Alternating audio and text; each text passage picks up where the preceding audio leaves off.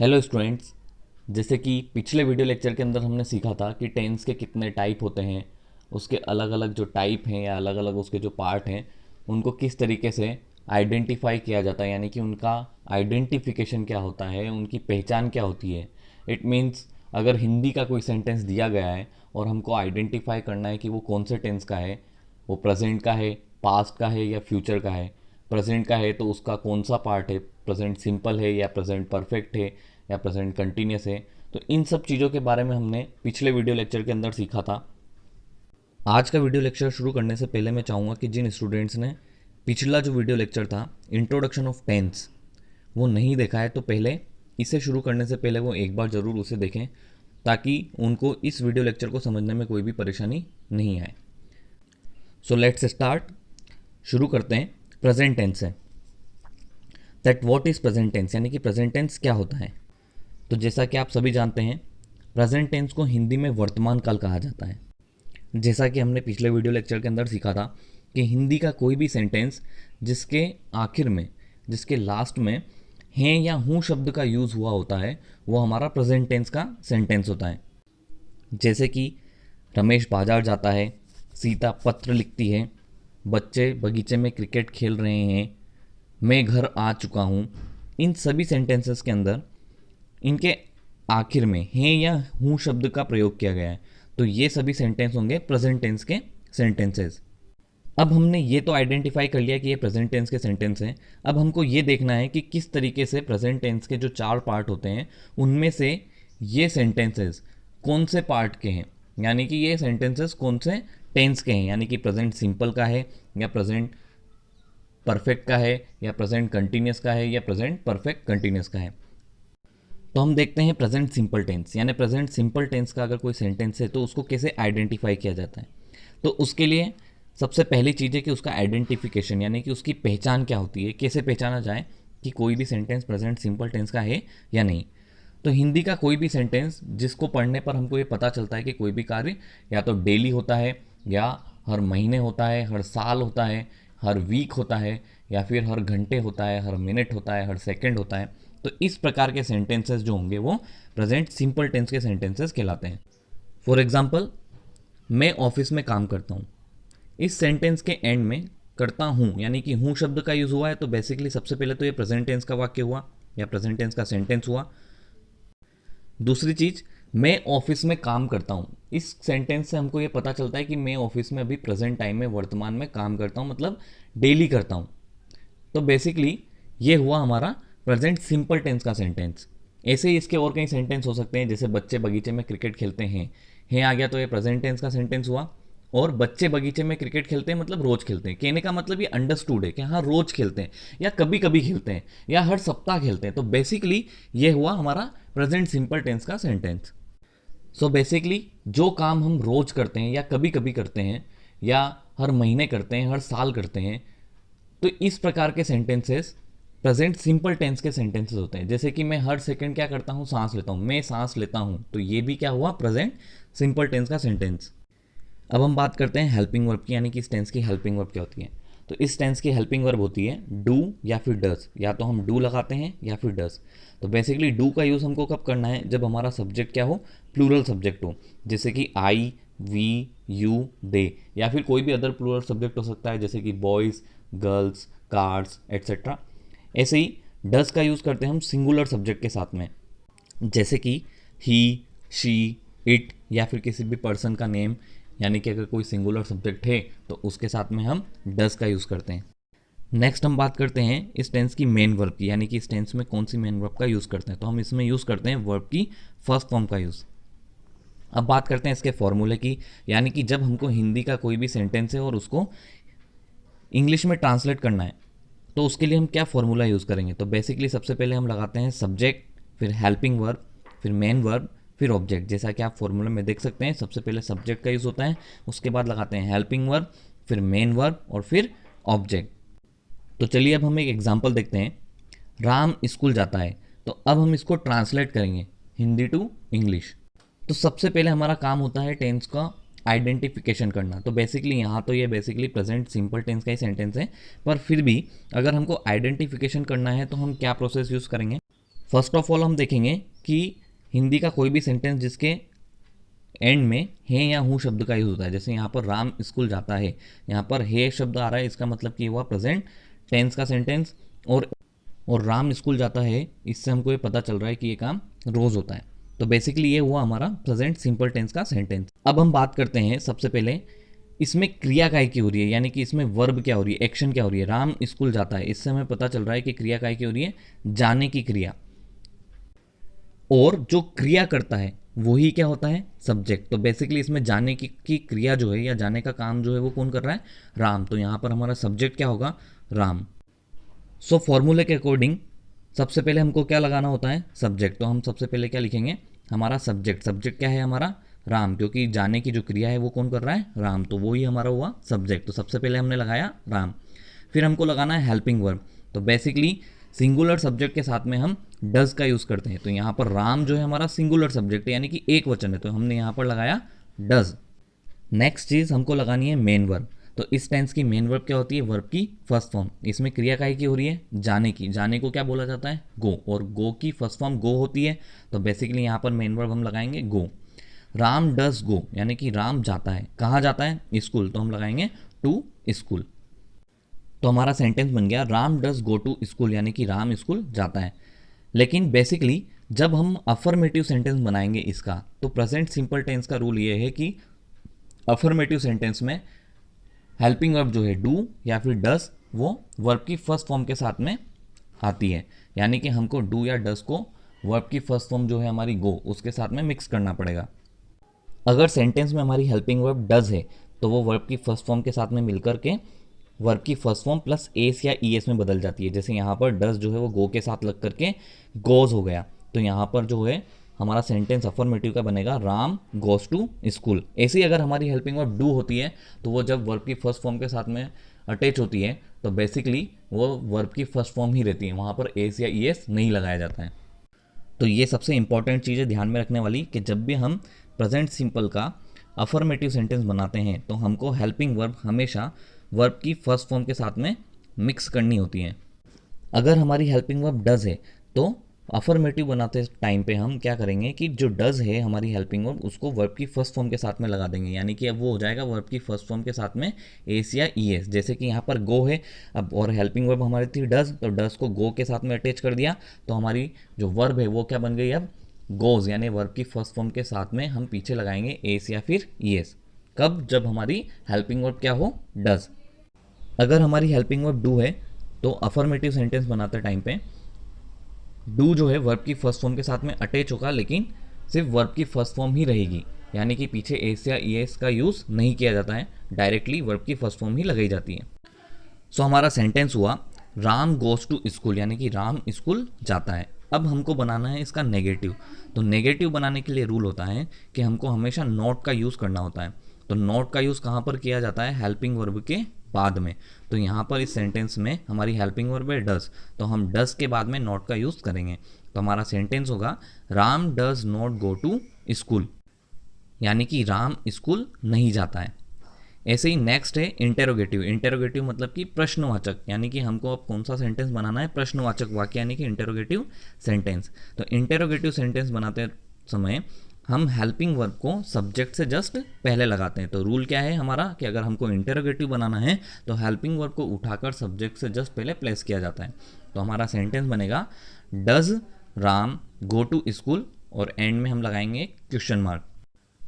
तो हमारा सेंटेंस क्या हुआ, does Ram go to school, यानी कि क्या राम स्कूल जाता है।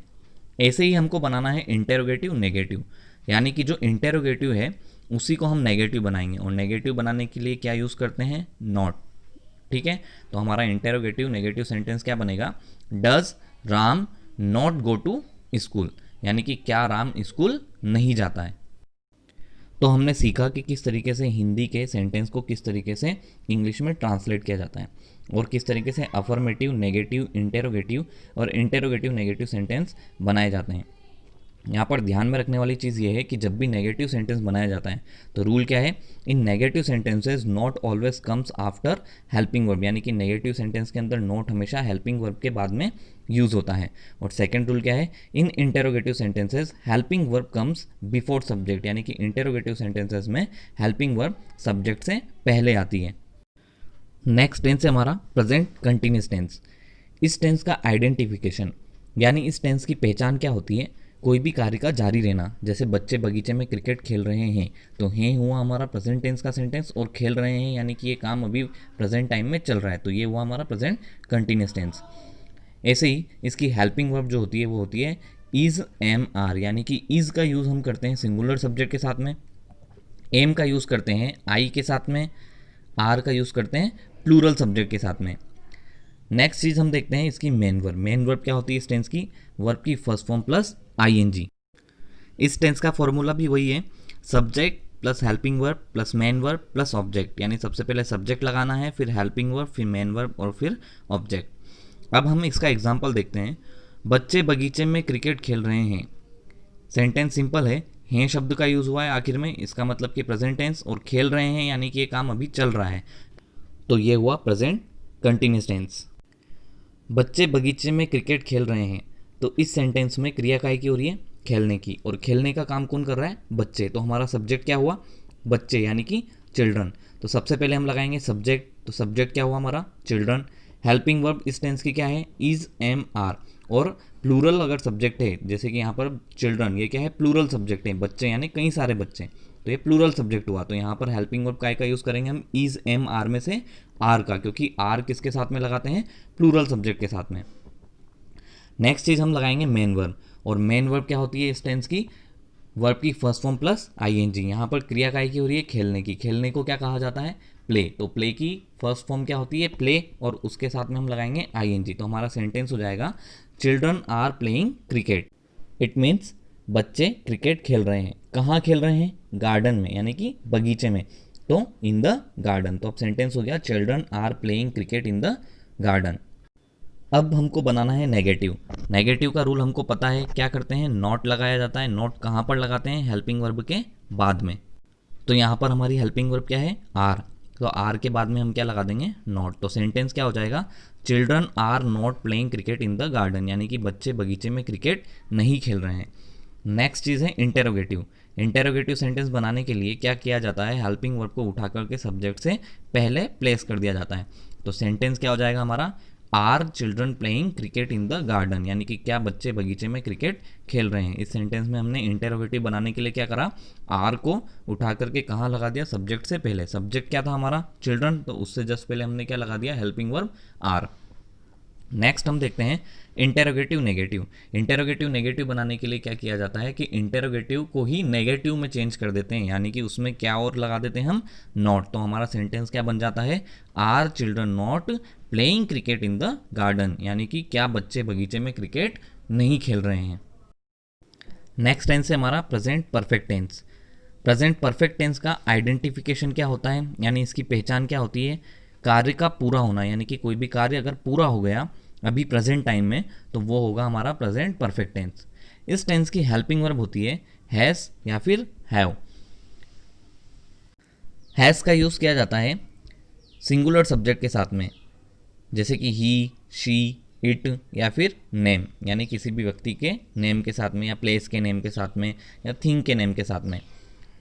नेक्स्ट चीज़ है हैव। हैव का यूज़ करते हैं प्लूरल सब्जेक्ट के साथ में, यानी कि आई, वी, यू, दे या फिर कोई भी और प्लूरल सब्जेक्ट हो तो उसके साथ में हैव का यूज़ किया जाता है। इस टेंस की मेन वर्ब होती है वर्ब की थर्ड फॉर्म, और फॉर्मूला वही होता है subject plus helping verb plus main verb plus object. अब हम इसका एग्जाम्पल लेते हैं। मैं घर पहुंच चुका हूं। इस सेंटेंस में क्रिया काय की हो रही है, पहुंचने की, और पहुंचने की क्रिया किसने करी, मैंने। तो सब्जेक्ट क्या हुआ, आई। फिर उसके बाद में हमको लगाना है हेल्पिंग वर्ब। तो इस टेंस की हेल्पिंग वर्ब क्या होती है, हैज़ या हैव। तो आई है हमारा प्लूरल सब्जेक्ट, तो इसके लिए हम क्या लगाएंगे, हेल्पिंग वर्ब हैव। फिर लगाना है हमको मेन वर्ब की थर्ड फॉर्म। तो बेसिकली इसमें क्रिया काय की हो रही थी, पहुंचने की। पहुंचने को क्या कहा जाता है, रीच। तो हमारी वर्ब क्या हुई, रीच। और वर्ब की थर्ड फॉर्म लगानी है तो रीच की थर्ड फॉर्म क्या होती है, रीच्ड। तो हमारा सेंटेंस होगा आई हैव रीच्ड, यानी कि मैं पहुंच चुका हूं। कहां पहुंच चुका हूं, घर पर। तो आई हैव रीच्ड होम। तो ये हुआ अफर्मेटिव सेंटेंस। नेगेटिव बनाने के लिए बेसिक रूल है, आप सबको पता है, नॉट का यूज़ करा जाता है। कहाँ पर किया जाता है, हेल्पिंग वर्ब के बाद में। तो सेंटेंस क्या हो जाएगा, I have not reached home. ऐसे इंटेरोगेटिव बनाना है तो इंटेरोगेटिव बनाने के लिए हेल्पिंग वर्ब को उठा करके सब्जेक्ट से जस्ट पहले लगाया जाता है। तो सेंटेंस क्या हो जाएगा, हैव आई रीच्ड होम, यानी कि क्या मैं घर पहुंच चुका हूं। इंटेरोगेटिव नेगेटिव बनाना है तो बेसिकली इंटेरोगेटिव में ही नॉट का यूज कर देंगे। तो सेंटेंस हो जाएगा have I not reached home. तो चलिए नेक्स्ट टेंस है हमारा present perfect continuous tense. Present perfect continuous tense, इसका आइडेंटिफिकेशन जो है वो ये होता है, कार्य भूतकाल में शुरू होकर वर्तमान में जारी रहना, यानी कि काम जो है वो पास्ट में शुरू होकर प्रेजेंट में कंटिन्यू रहता है। जैसे कि इसका एग्जाम्पल अभी हम आगे देखेंगे। सबसे पहले देखते हैं हम इसकी हेल्पिंग वर्ब। इस टेंस में हेल्पिंग वर्ब यूज़ करते हैं हम हैज़ या फिर हैव, और साथ में उसके लगाते हैं बीन, और मेन वर्ब लगाते हैं हम वर्ब की फर्स्ट फॉर्म प्लस आईएनजी। इस टेंस का फॉर्मूला होता है subject plus helping verb plus main verb plus object plus since oblique for plus time. तो बेसिकली इस टेंस के फॉर्मूले में थोड़ा सा आपने चेंज देखा होगा कि ऑब्जेक्ट के बाद में हम लगा रहे हैं सिंस या फिर फॉर प्लस टाइम, क्योंकि बेसिकली इस टेंस के अंदर हमको ये पता रहता है कि कोई भी काम पास्ट में शुरू होकर के अभी भी कंटिन्यू है, यानी कि पास्ट में काम शुरू हुआ तो उसको शो करने के लिए काम कब से चल रहा है उसको शो करने के लिए हम टाइम लगाएंगे, और बेसिकली उससे जस्ट पहले हम सीन्स या फिर फॉर का यूज़ करते हैं। तो हम देखते हैं कि या तो हमको सीन्स का यूज़ करना है या फिर फॉर का। तो हम सीन्स कहाँ लगाएंगे और फॉर कहाँ लगाएंगे इसके बारे में हम देखेंगे।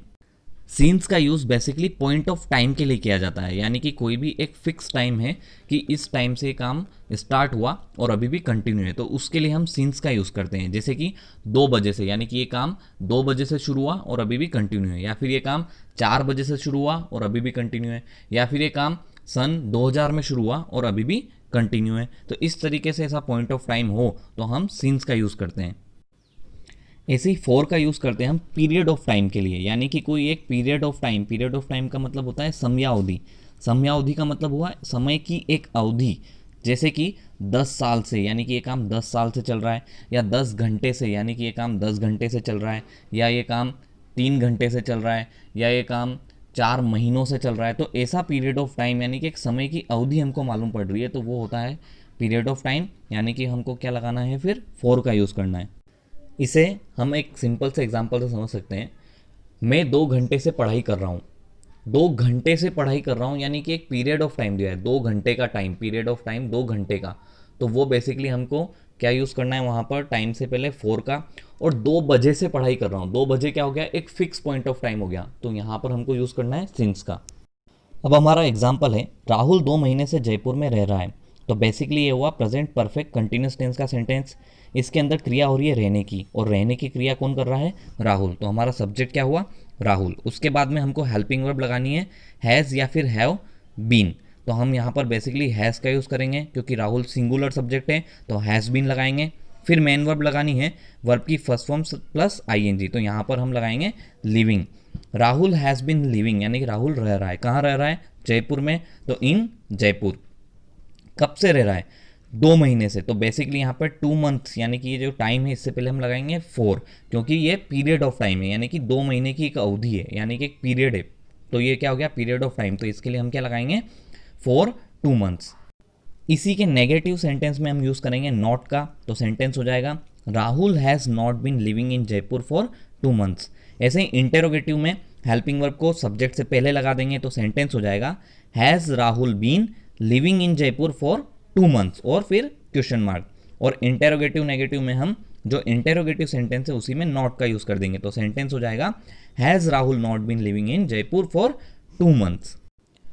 सो स्टूडेंट्स, आई थिंक आपको ये वीडियो लेक्चर समझ में आया होगा। I think this is enough for today. Thank you and have a nice day.